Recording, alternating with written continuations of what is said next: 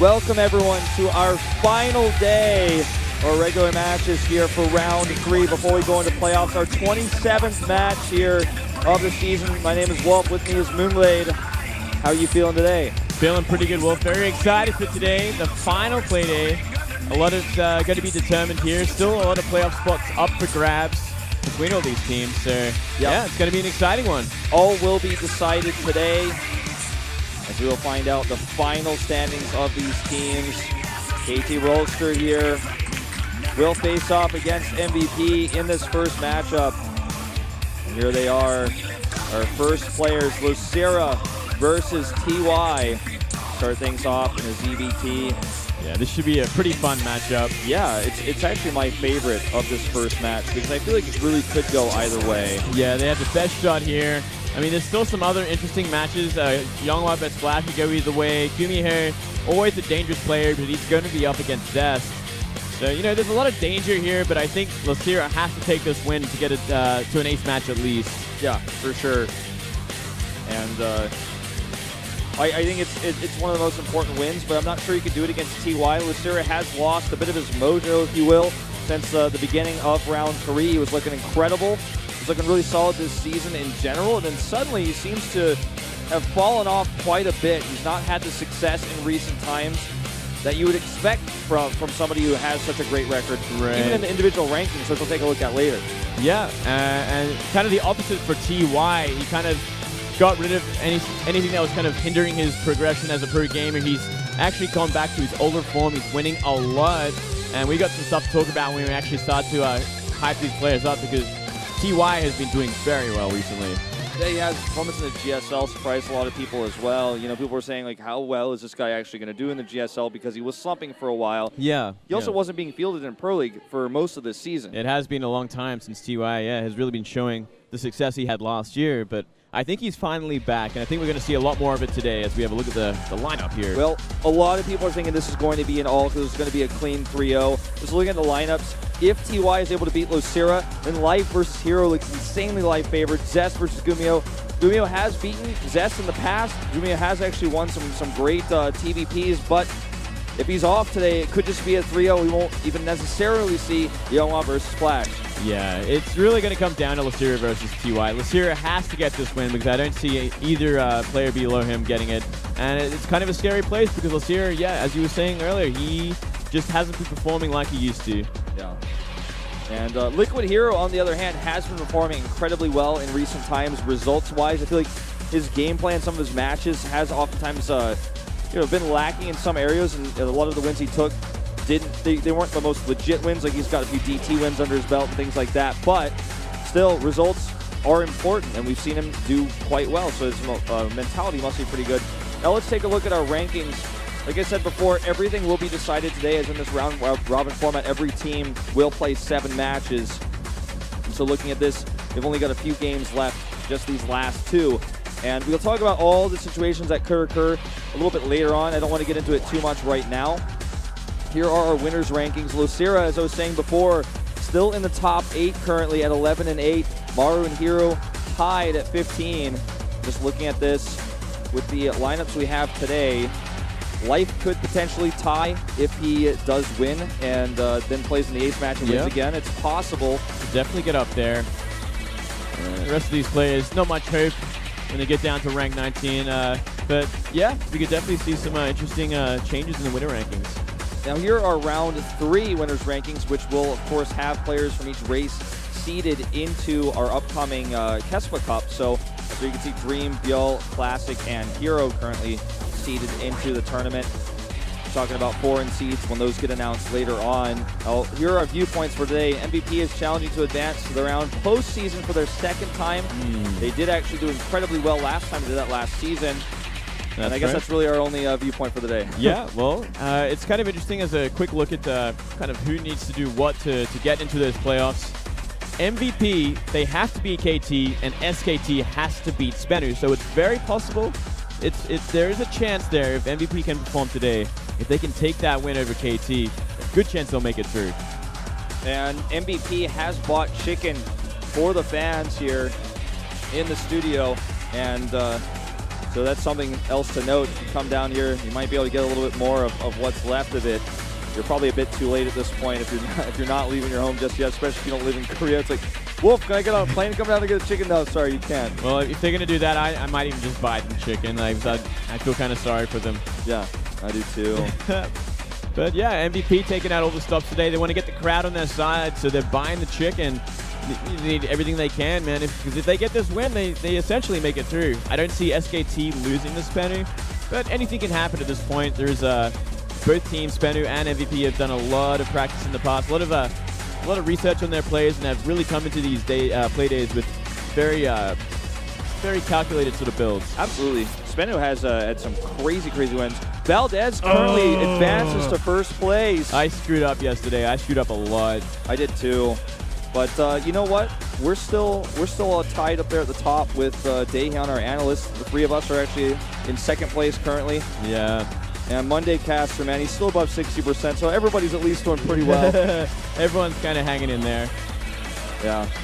And the MVP official coach is here. He's moved on to bigger and greater things. Often many people would say he's the head coach of the League Legends team, as well as manages their Heroes of the Storm teams and their Dota 2 team. So the guy's a busy guy, but he came down here today. He's no longer like the head coach of StarCraft because he does a ton of different things, but he's here to support the team today. It's that important to him. Yeah, it's a very big day for them. And here we go. Here is Losira, one of the big hitters for MVP. 11-8 so far this season, 5-3 against Terran, and 4-2 against TY, including unofficial. Which is actually pretty incredible. You wouldn't think that they have fought each other that much recently, and in the past, say when TY was actually starting to rise to power, Losira was in a big slump and was not winning very much. So that's actually kind of an incredible record to have against someone who's most people would consider favored against Losira, except in recent times. Yeah, that's pretty amazing. Well, let's see what he can do today. He's going to be up against TY, and well, I got some stats for you, man, because TY has been on a tear, especially in the IM Shenzhen qualifier, taking down the likes of Life, Dream, Stats Creator, Jachi, Tangtang, Zound. This guy defeated all of them. Really an amazing run through that qualifier, and it's just kind of speaking volumes of how well he's doing these days. Yeah, the guy, no doubt, has cleared his mind. Maybe some past blocks that he had in his head, maybe some distractions that he had. Who knows? But clearly he's in a good mindset now, and I favor him. You know, actually, I want to say I favor him, but this is so hard actually to predict. It is a pretty tricky one. I'm going to give it to TY though. I mean, if he can take down the likes of Life, then clearly he's got it going for him at the moment. He's kind of peaking right now at the right time as well. Yeah. And Losira's got it really cut out for him. It's going to be on Coda as well, so bit of a tricky match. Literally the hardest prediction of the day for me. And looks like we're just going to jump into it right here, right now, ladies and gentlemen. Losira versus TY, game number 1.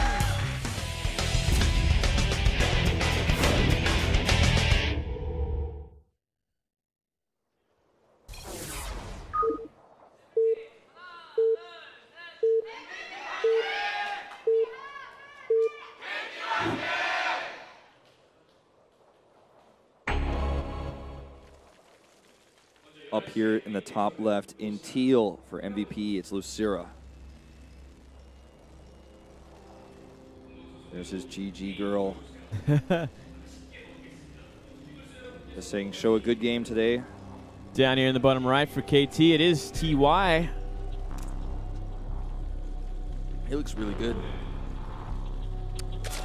Unfortunately, that picture does not. I don't know what happened there. Hell for TY, I believe is what that sign said. It's actually got sunburned pretty badly as well. Yeah. You know, Losira messaged me yesterday, personally, found my contact to wish me a happy birthday, which actually meant a lot to me. That's sweet. You know, I wouldn't say Losira and I are super close or anything like that, but I was touched by that. Yeah, that's actually really nice. He's a very, very nice guy, and he's been in the StarCraft 2 scene since the very beginning. He's an incredible Miracle player. He switched over early on. I mean, he was not a top-tier StarCraft 1 player, so he's been around for much longer in StarCraft 2 than TY has. Yeah, absolutely. And yeah, I always loved Losira ever since the start there. When I finally got to go to career, the IM coach said I had a very similar playstyle to him. and he wanted to recruit me back then. It was a fond memory. Yeah. Fond memory. Yeah, So. for a lot of people don't know this, but you actually lived in Korea and practiced in Korea as a pro gamer for quite some time. Yeah, I got to stay here for a little while. I get to enjoy that GOM house and all the perks that came with it. It was a great time. Oh, sure. It was fun. And look at this. A nice early drone scout from Losira. He's going to be scouting out the CC first. Be able to delay it just a little bit. Yeah, I'm just going to poke on that SCV, force another one to come down. This is obviously very annoying for TY. But Losira playing it safe in a best of one on a two-player map like Coda especially. It's always good to have an idea whether or not your opponent's proxying you and how greedy you can be. It looks like Losira's actually going to go doubles hatch before Pool because he sees the CC first. He knows he's safe. He knows he can do this. Yeah, see, this is a very calculated build already. Like, not many drone scouts will go all the way down to the Terran base to see what's going on, but he does it this time as he suspects it's going to be a CC first, and he's already got a build order in place for it, which is the double hatch. I like it a lot. Even going into gas before Pool as well. Yeah. 18 gas, 18 pool after double hatchery. Could not be more greedy, but he can get away with this. Ooh. Gonna force another stop here for just a second. Oh. Oh. He's gonna lose that. Got Greedy. a bit overzealous. Too greedy. You see TY takes his hand off the keyboard, itches his nose after that moment. You know he'd have a little bit of reprieve there. But, you know, realistically, the drone scout obviously uses a lot of money to do that. But if you're going to follow up with double hatch for a pool, it doesn't matter that much. Also, because you can harass that CC first if you run into that build order, which is what he was expecting, it really doesn't hurt you that much because you're going to force the Terran to also lose significant mining time, or he's not going to finish his CC. Yeah, absolutely. Let's see what the next step is. One thing with the double hatch before pool against the Terran is it does leave you pretty open in the early game, 2 timings, 2 harassment. So it's very smart that he did go for that gas before pool, make sure he got to speed out as quickly as possible, despite it being a much later pool as well. Do you expect TY most likely out of third CC with his Hellions, or do you think he's going to get quicker Banshees here to counter the third CC, or third hatch rather, that he scouted here? Yeah, I think we might have seen probably play a little bit more aggressive considering of how greedy Losira went. Like, I wouldn't be surprised if we do see the Hellion Banshee sort of movement from TY. Try and get the job done a little, force out a lot of lings to stop him from droning up 3 base, because that would just get him so far ahead. Yeah, well, there's a third CC first. He doesn't add a second gas, so I suppose he feels pretty safe against this, and we might still see Banshees followed up. Obviously, they'd be pretty late, but not going to have Cloak. Yeah. Well, you know, you don't necessarily need Cloak with your Banshees. If you get a couple, it just gives you complete map control, a lot of poke power. But we'll see. Yeah, as you said, only 1 gas for now. Still enough for a stop, whatever he wants to. Yeah. Bunker's going down, meanwhile, just to be safe again. And so far, Losira, we had it shown on camera for you guys. It did pull out of gas, is mining all of that extra minerals, and we'll be able to get extra queens with some of that extra money as well to help defend this pressure. Also get the creep out that he needs to make sure that he could defend bigger, more aggressive pressures later on, even with some of the buyouts. Yeah, it's also one other thing that you kind of suffer going for a double hatch like this. Your queen count's going to be a lot lower than you'd want it to, so non-existent creep spread right now, which is kind of a big problem going into the mid games. You want to get a couple of queens out to kind of fix that problem. So far, good denies here on Vision with this Overlord. He's trying to stop him from seeing the third CC. He will see it, which is really important because had he not seen this, Losira might even have to make a Baneling Nest to prepare for possible Hellbat aggression. He really wouldn't know what was coming next. So it's really important that he was able to see that CC. Yeah, it shows that he doesn't have to worry too much about a 2-base, as you said. Very important. I don't know. He also got a scout off on the racks as well, so he does know kind of all the tech routes and what it's going to be. Stim on the way. Yeah, it's very important. Idea. Yeah, it was just the tiniest scout of the main base, but it was enough. So at this point, back at home, TY is taking all the greed with his E-bays, as well as the Stim, so he's going double upgrades at the same time, powering up his barracks. He knows he doesn't have to worry about any aggression coming anytime soon. He's going to build up his SCV count. He's going to have triple mules. He's going to have a lot of extra money to support these additional barracks he's adding right now. Oh, man. But look at this. Losira is going to go for a big hit. Nothing but lings. Baneling Nest just about to finish. He's going to go for a huge Ling Bane.